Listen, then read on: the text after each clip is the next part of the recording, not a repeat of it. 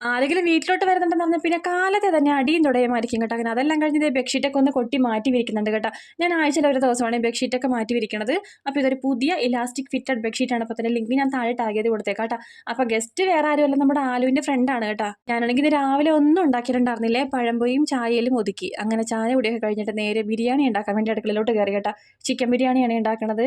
അപ്പോൾ എളുപ്പത്തിൽ ഉണ്ടാക്കാൻ വേണ്ടിയിട്ട് പെട്ടെന്ന് തന്നെ 2 ചട്ടിയും അടപ്പത്ത് വെച്ചിട്ട് ചിക്കനൊക്കെ ഞാൻ അരപ്പൊക്കെ പൊത്തി വെച്ചിട്ടുണ്ടായിരുന്ന ഒരടപ്പിൽ ചിക്കൻ വറുക്കാനും ഇട്ട് അപ്പുറത്തടപ്പിൽ സവോളയും ഒന്ന് വറുത്തെടുക്കാൻ വേണ്ടി വെച്ച് കേട്ടോ.